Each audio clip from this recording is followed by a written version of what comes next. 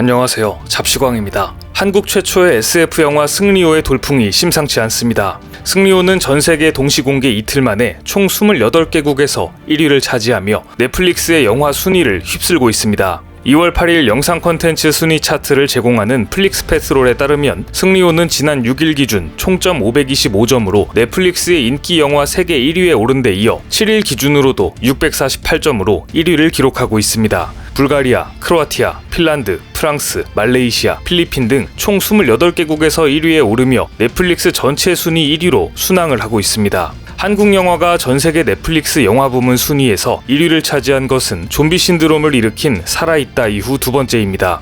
해외 네티즌들의 반응도 뜨거운데요. 해외 커뮤니티 레딧에는 벌써부터 승리호에 대한 이야기로 가득합니다. 몇 가지 반응들을 살펴보면 승리호는 놀라울 정도로 재미있다. 감정선이 많이 담긴 우주 액션 영화를 좋아한다면 추천하며 시각적 효과도 훌륭하다. 2천만 달러의 예산이라는 것이 인상적이다. 시각 효과를 보면 그 10배를 쓴 것 같고 제5원소를 보는 듯한 느낌도 났다. 스타워즈, 가디언즈 오브 갤럭시, 인피니트 워 같은 느낌이 났다. 요즘 한국 영화들을 계속 보고 있는데 전부 다 엄청 재미있다. 같은 반응들이 보였습니다. 그런데 중간중간 특이한 반응들도 보였는데요. 한 네티즌은 영화 속에 전 세계 거의 모든 나라들이 나오는데 일본은 나오지 않는다. 한국의 민족주의인가? 일본인 선원들이 나왔으면 좋았을 것 같다. 라는 댓글도 보였습니다.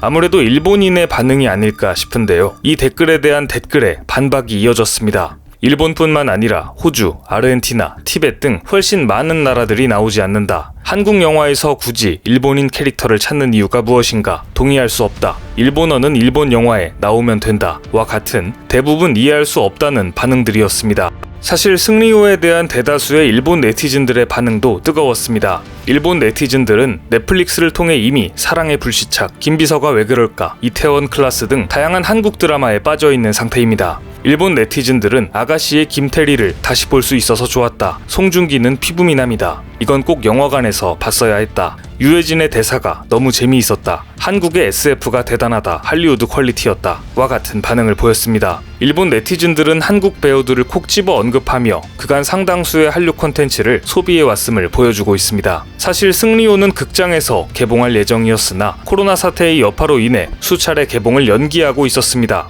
240억 원으로 알려진 승리호의 제작비를 고려했을 때 상당히 난처한 상황이 아닐 수 없는데요. 그때 넷플릭스가 승리호에 300억 원을 지급하며 독점 상영 계약을 하게 됩니다. 그간 한국 컨텐츠의 저력을 확인한 넷플릭스가 통큰 베팅을 한 것인데요. 덕분에 승리호는 넷플릭스를 통해 전 세계 190여 개국에 개봉을 하게 되었습니다. 오히려 전화위복이 된 느낌인데요. 넷플릭스 역시 코로나 사태를 맞아 최근 급성장을 이루었습니다. 미국의 온라인 동영상 서비스 업체 넷플릭스의 전 세계 가입자는 2020년 기준 2억 명을 넘어섰습니다. 2017년 1억 명을 넘어선 데 이어 3년 만에 가입자가 2배로 증가하는 폭발적인 성장을 보인 것입니다. 코로나 사태의 여파로 사람들이 집에서 보내는 시간이 늘면서 자연스럽게 스트리밍 서비스에 대한 수요가 증가한 것으로 보입니다.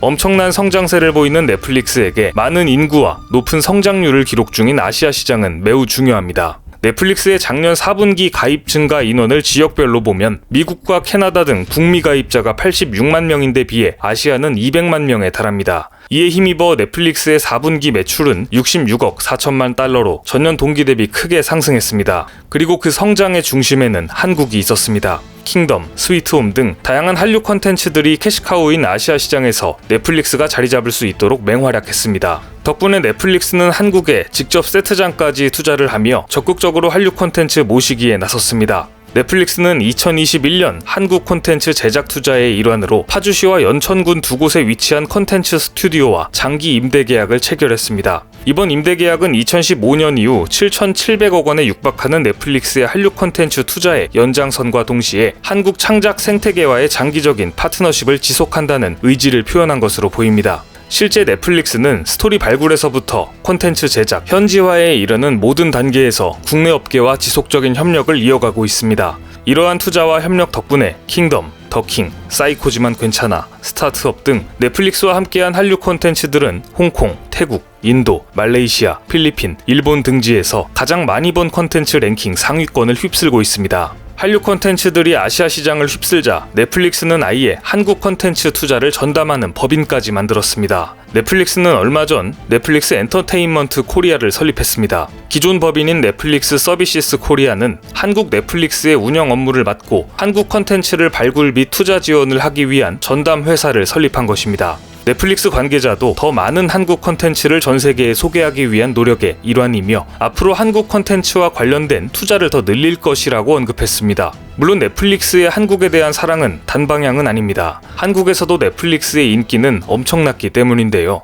인터넷 강국인 한국답게 넷플릭스의 스트리밍 서비스에 그 어떤 나라보다 빠르게 적응했기 때문입니다. 넷플릭스는 지난해 한국에서 5천억 원이 넘는 역대 최대 규모의 결제 수입을 올린 것으로 집계되었습니다. 이는 2019년 2,483억 원보다 2배 이상 늘어난 수치입니다. 엄청난 성장에 자신감을 얻은 넷플릭스는 최근 미국과 일본을 포함한 대부분의 국가에서 구독료 인상을 시행했습니다. 5일 니케이 아시아 등 외신에 따르면 넷플릭스는 일본 내 스탠다드 플랜의 월 구독료를 1,490엔으로 170엔 인상한다고 발표했습니다. 넷플릭스는 늘어나는 컨텐츠 투자를 이유로 최근 몇 개월간 미국, 캐나다, 영국 등에서 구독료를 인상해왔습니다. 하지만 한국만은 가격 인상 국가에서 제외시켰습니다. 넷플릭스 관계자는 요금제는 국가별로 진행된다며 이번 발표는 일본의 요금제 변경만을 담고 있다고 전했습니다. 실제 넷플릭스는 한국 시장에서 2016년 이후 현재까지 단 한 번도 요금제를 변동한 적이 없습니다.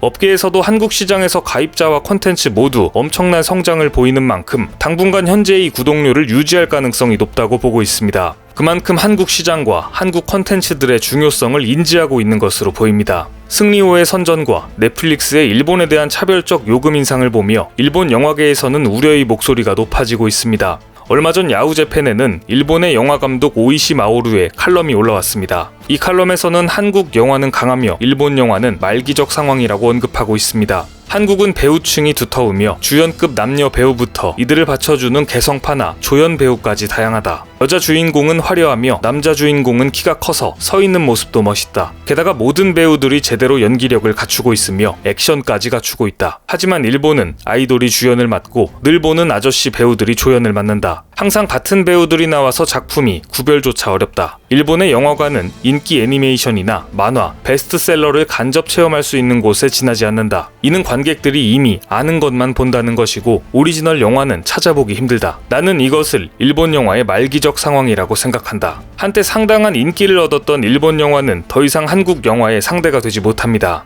영화뿐만 아니라 드라마, 음악 등 한국과 일본 사이의 컨텐츠 산업 경쟁력은 이미 하늘과 땅 차이로 보입니다. 세계 컨텐츠 시장은 급변하고 있습니다. 극장에서 영화를 보고 집에서 TV로 방송을 보던 시대에서 어느새 넷플릭스를 통해 영화를 보고 집에서 유튜브를 통해 방송을 접하는 시간이 더 많아질 정도로 우리의 일상은 빠르게 변하고 있습니다. 이러한 변화 속에서 커다란 기회를 맞이한 한국의 컨텐츠 산업이 앞으로 전 세계를 장악하길 기대해봅니다. 오늘 준비한 소식은 여기까지입니다. 댓글을 통한 여러분들의 많은 의견 기다리겠습니다. 많은 분들의 생각이 모였을 때 진정 가치 있는 지식이 완성될 것입니다. 시청해주셔서 감사합니다.